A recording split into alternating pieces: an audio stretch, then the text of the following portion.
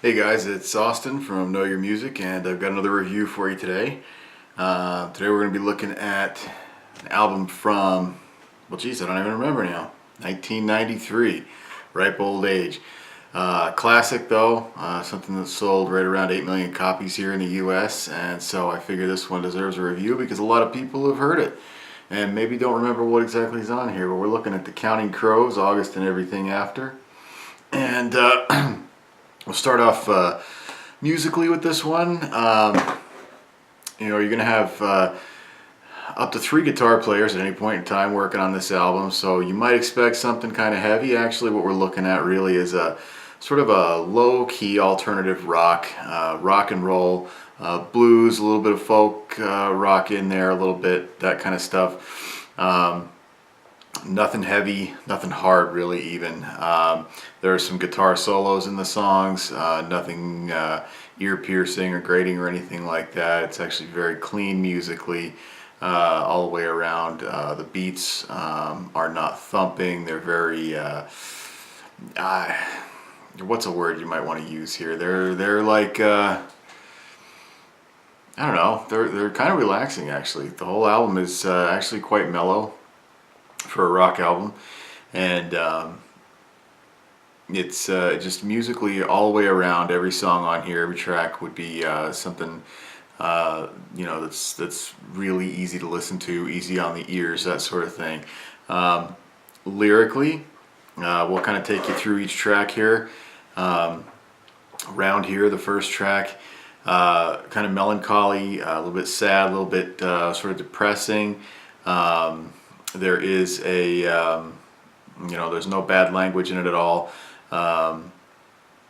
There's a reference to the Savior in a questioning manner. That is, the person that's referring to the Savior is questioning the Savior. It's right towards the beginning of the song, and it is not,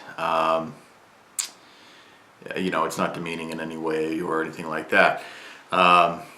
That's the only thing that really pops up in that one. Omaha is sort of a ballad to the rural area workers, the farmers and things like that. Again, clean for the most part. There's no dirty words in it. What does show up one time is the mention of suicide, sort of kind of maybe that sort of a lifestyle. Being a farmer, living in rural America might make you want to commit suicide. That does come up in there. That's the only thing that pops up. Mr. Jones, one of the more up-tempo songs on the album. And again, for the most part, you're not going to find any dirty language in it. There's a mention of Spanish dancers. And a couple of guys kind of sitting around watching the girls dance, and it mentions a little bit about their bodies, but doesn't go into any kind of detail with that, just the fact that they're watching their bodies move. Also on here there is a mention of drinking, the first time on the album that we hear a mention of drinking, so there is that. Perfect Blue Buildings, nothing language-wise about the lyrics, and nothing that really touches on any specific subject of anything depression-wise, but the way the lyrics and the way the words are sung in the music, the song is very melancholy, which is sort of a recurring theme throughout the album. It does sound a little bit sad, a little bit depressive. But again, there's nothing lyrically in the song that's going to, there's nothing offensive language-wise in there. Anna Begins is a song about a broken relationship. Again, a very melancholy song. It's, and once again, nothing lyrically that stands out as far as what you would consider a dirty word or anything like that. But it's a little bit harsh on the take in the relationship, and if it does mention that or allude to the fact that they were not married during the relationship, and that they did do things that you might say are saved for a married couple. So there's allusions to that. It does not come right out and say it in the lyrics, but it is in there. Time and time again. It's a slower song, but it's one of the louder songs on the album. It's a good rock tune.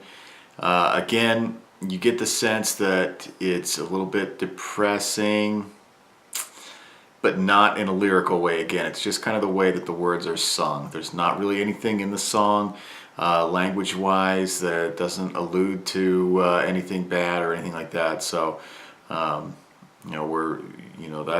where that one sits. The Rain King, again, the same type of thing. Nothing really stands out as far as Dirty Words goes. Another sort of a loud song, but again, it's still quite slow. It's very piano driven.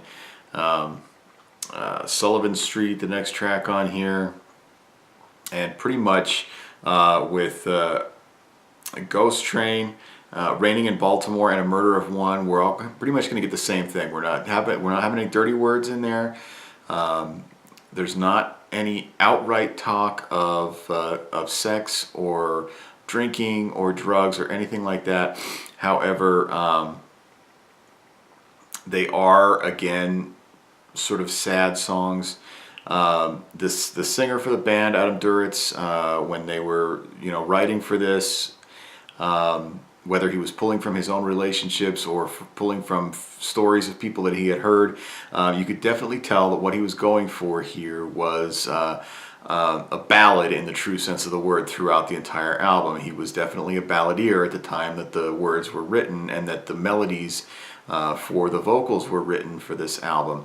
And that's the gist of what you're going to get with this. As far as Dirty Words go, like I said, it's a clean album with there's a few things that I mentioned early on, and that's pretty much really all you need to watch out for on this one. So that's what you're going to get here. And again, if I didn't mean to put any opinion into this, I really wanted to just kind of let you know exactly what was in there for if you want to throw that disc in and listen to it in the car, you know what to expect. And really, that's the bottom line here is I just want you to know your music.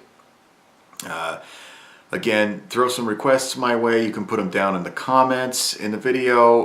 You can put them on my email at knowyourmusicnow@yahoo.com, and you can also hit me up on Facebook. All you have to do is search Know Your Music, and you'll see the same logo that pops up on the Know Your Music channel here on YouTube. And like, subscribe, comment, check out the vlog videos as well, and look forward to getting some of your requests. Thank you very much for watching.